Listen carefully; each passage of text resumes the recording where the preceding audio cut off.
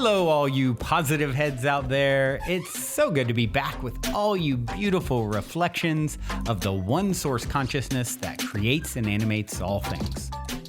If you're new to this podcast, of course, we're super happy to have you here. And if you've been listening and enjoying for a while, I would be super grateful if you would please take a moment to give us a review on Apple Podcasts.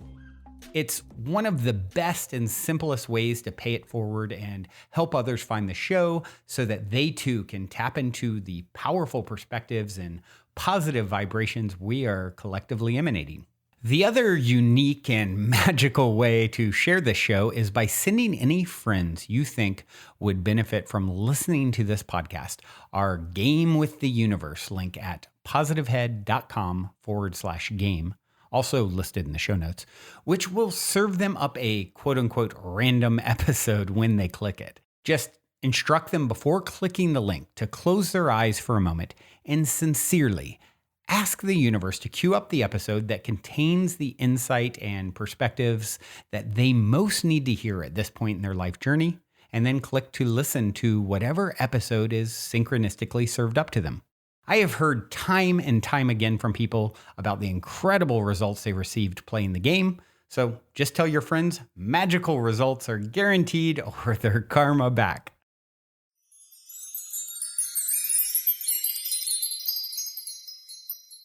All right, all you positive heads, welcome. It's a Friday as I record this episode. Hope you are doing just marvelous wherever you are.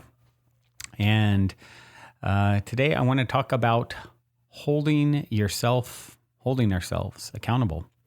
I saw a meme maybe a week or so ago that I really liked, that was sort of posing questions that are questions that we can pose to ourselves to help hold ourselves accountable when we're having any sort of a rub, right?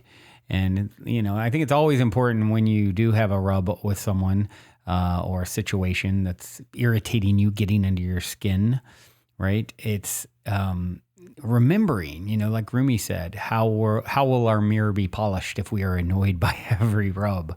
And this idea that these triggers are our treasures and that they're pointing us to something that we need to see and that wants to be brought to the surface. And I think it's really, really helpful to realize that the person playing the role to help bring these things to the surface is really, if you can make it a little less personal, like it's almost inconsequential. They're just playing a role that they're meant to play for you. Whether they're a bad actor, a good actor, in between, they're completely out of alignment with what is considered right or wrong, if there was such a thing, right? And they're, behaving badly, and you're right. And, it's so easy to go down that path of, how justified and self-righteous we can all become. I mean, I've done more than my share of being self-righteous, like knowing I'm right in whatever situation and I'm going to beat it in the ground until you submit or, blow everything up trying. So, as we begin to mature and expand and grow and do the work that all of us tuning into the show are doing, I think having things that sort of act as indicators for ourselves to hold ourselves accountable. And that's what I liked about these particular questions. I'm not sure who actually put this together. It doesn't say, or I would give them credit. But a few questions here, and I'm going to just read them all off quickly. And it's, it's titled, what questions that hold you accountable? What actually happened, and what is the story I'm telling myself? That's the first question. Are my insecurities affecting my perspective of this situation? What part of myself am I seeing in the person I'm criticizing? Is the blame I am placing on someone else something I should be accountable for? Is this situation about being right or trying to grow together as people? So these are the questions that are kind of posed on this this meme, and it's, they're all such good ones, right? What actually happened and what's the story I'm telling myself? The funny thing about truth is it definitely can be relative and through the eyes of the beholder, right? Those that have been listening for a long time probably have heard me mention me here and there, something that was a really powerful lesson in my own life. Years ago when I had a business partner who we, kind of a newer business partner after my company had grown to be, fairly large, and dealing with all the growing pains that come with going from, a small crew to 100 employees. And, when this person came in, we would have meetings. And he said, okay, now after the meeting and everyone discussed about whatever they wanted to discuss, he would say, okay, email me what you heard.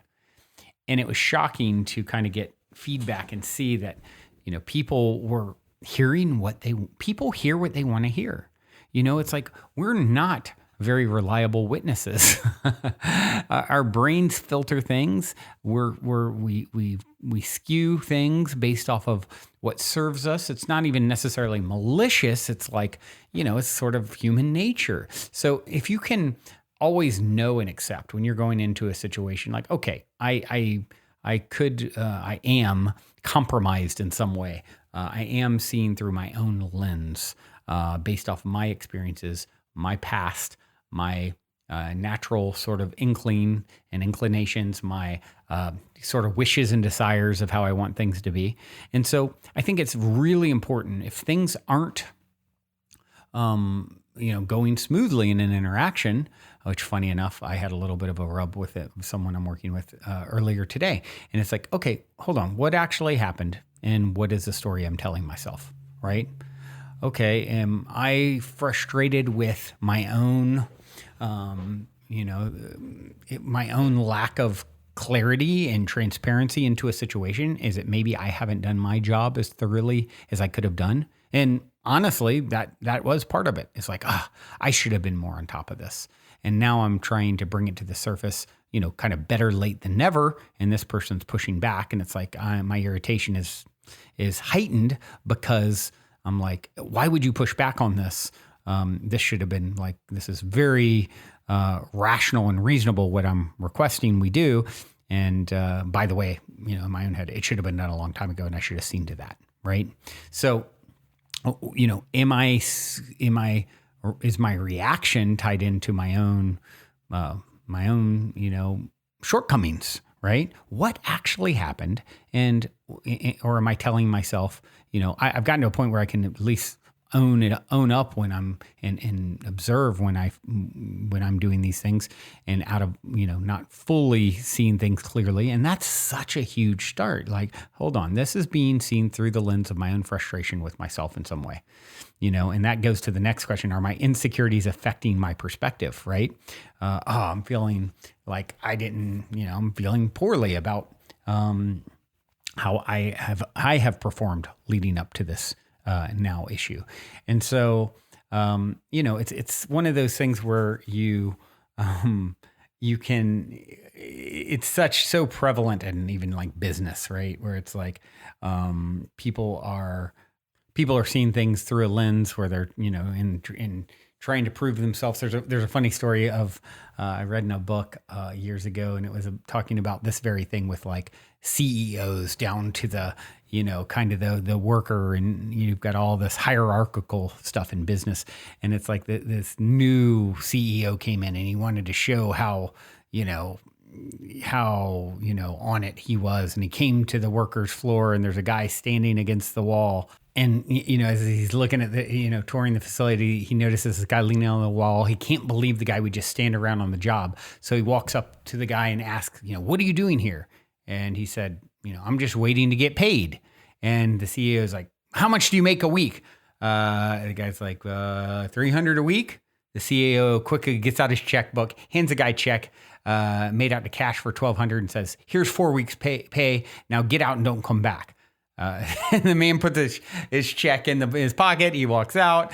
He's feeling pretty good about himself. The CEO looks around and asks, does anyone want to tell me what happened here? And a voice from across the room is like, yeah, you just tipped the pizza guy $1,200.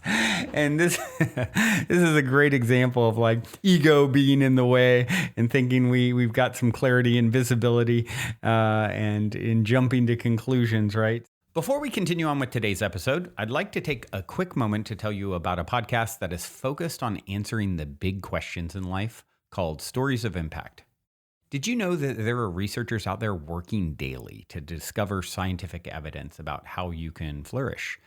Join Tavia Gilbert as she shares and connects with compelling stories all about the ongoing scientific exploration of how to live better and shares key discoveries of research grantees from the Templeton World Charity Foundation. I listened to an episode with Deepak Chopra where he discusses how human flourishing is intimately tied into our ability to tap into the flow state, which really resonates with me. As you know, if you have read my book, I wholeheartedly believe in the importance of focusing our flow. So to continue improving your physical and mental health, tune into new episodes the first and third Tuesday of the month by subscribing and listening wherever you get your podcast. And be sure to check out storiesofimpact.org.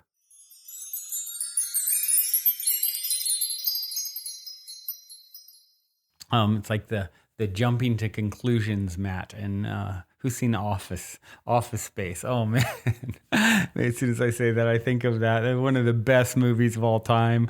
I digress, but yeah, since we're talking about business stuff, Office Space. Oh gosh, such a funny classic movie. Highly recommend. But anyway, yeah, you'll understand if you've seen it. And, what part of myself am I seeing in the person I'm criticizing? That one is huge, right? Like, because we're irritated by things in others we don't like in ourselves. So if you're thinking of the universe as reflecting you back to you in some way, shape, or form, it's like, what don't I like? For me today, it was someone who, has a lot of ideas and they haven't organized them as well as I'd like. And it's just sort of like always in meetings, kind of like just a lot of talking about how things are or should be in some web development stuff. And then it's like, none of this is documented anywhere. How do we get it down? And I get frustrated because of that. But then as I reflect on it, it's like, well, that's something that I can do. It's like not documented and then come back. Hold on. What did we decide? What did we say we were going to do? And so when you're really getting honest with yourself and doing this work, what part of myself am I seeing in the person that I'm criticizing? And you're going to find always something in them that is in you to some degree or another. So using these opportunities instead of like, self-righteous warpath to how do I prove my rightness? How do I use this situation to self-analyze, self-reflect, and get more clarity on the story? I mean, it's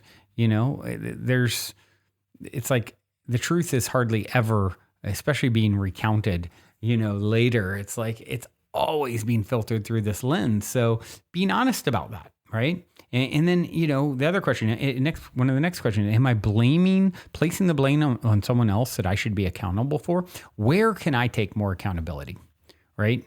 Where can I own my own shortcomings? And that's something that I did in this example situation I'm using today. I was like, okay, you know what? I'm honestly, a big part of my frustration is that I didn't organize this process sooner, right? I was a little complacent and kind of, brushed it off to other people who maybe aren't as concerned or don't think in the exact same terms of the importance of that sort of thing, right?